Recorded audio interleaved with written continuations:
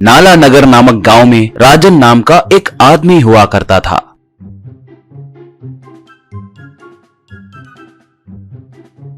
राजन को पत्नी और बच्चे थे। राजन आए दिन जंगल जाकर बांस काट कर लाता था।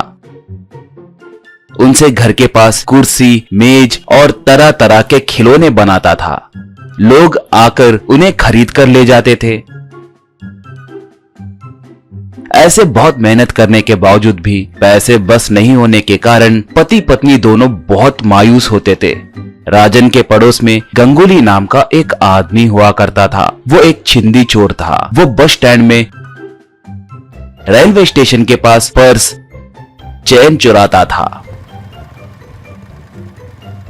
उतना ही नहीं, शराब पीकर घर आकर पत्नी और बच्चों को मारता था।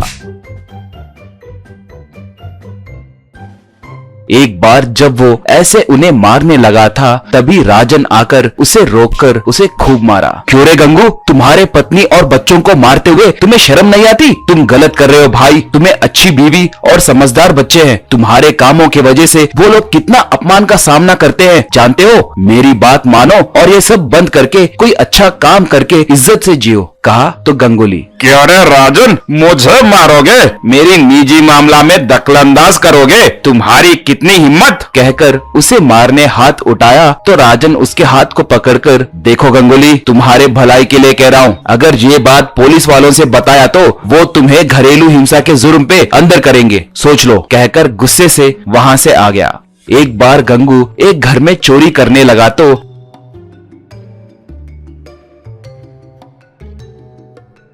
अचानक से पुलिस वाले आकर गंगुली को पकड़कर उसे जेल में डाले। गंगुली जेल में। लगता है उस राजन ने ही पुलिस वालों से मेरी जानकारी दी है। बाहर आने के बाद उसका काम तमाम करूंगा, सोचा। एक बार घर के सामने खेल रही राजन की बेटी दिल पे हाथ रखकर नीचे गिर गई।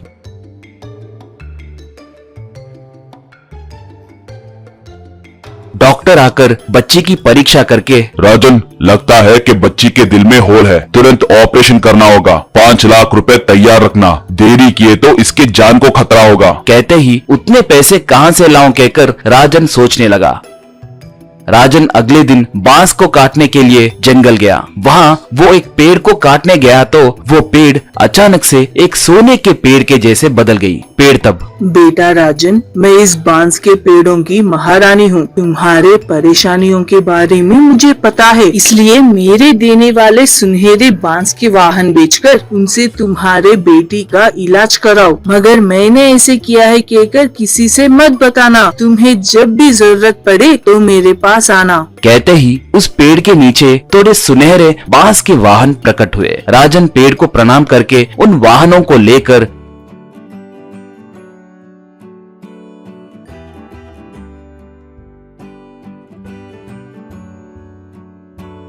घर जाकर जो भी था वो सब पत्नी से बताकर, इन वाहनों को बेचे तो हम जिंदगी भर खुशी से रह सकते हैं, मगर लालच अच्छी बात नहीं है। हमारे लिए बेटी ठीक हो गई तो बस है। इन्हें बेचने के बाद मिले पैसों से बेटी का ऑपरेशन करवाकर बाकी के पैसे गरीबों में बांटेंगे, कहा। ऐसे वो एक सेठ जी को उन वाहनों को बेचकर पैसे लेकर उन पैसों से बच्ची का ऑपरेशन करवाकर बाकी के पैसे गरीबों को और थोड़े पैसे गंगुली के पत्नी को दिए। गंगुली जेल से रिहा होकर घर आकर पत्नी के द्वारा जो बीता वो सब पता किया। वो अपने मन में, इस चोमू राजन को कैसे जीना है पता नहीं। किसी को भी उतना सारा सोना मिले तो गरीब लोगों में बांटेगा क्या? वो खुद को अंबानी सोच रहा है। वैसे वो चमत्कारी पेड़ कहाँ पर है, पता लगाना होगा, सोचा। ऐसे वो राजन के घर के खिड़की के पास खड़े होकर अंदर राजन और उसकी पत्नी पेड़ के बारे में बात करते हुए सुनकर वो कहां पर है पता लगाया।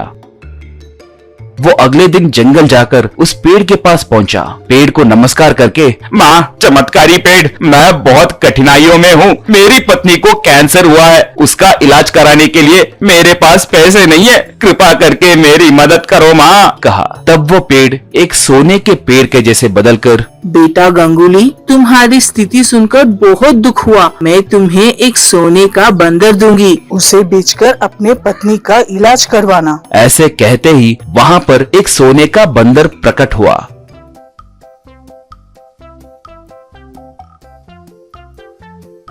गंगुली खुशी खुशी उसे अपने कंधे पे रखकर वहां से निकला। थोड़ी देर जाने के बाद वो सुनहरा बंदर एक साधारण बंदर के जैसे बदलकर उसके बाल नोचकर मर्जिया जैसे काटने लगा। वो बाप रे कहकर पुकारते हुए उस बंदर को दूर फेंककर वहां से भागा।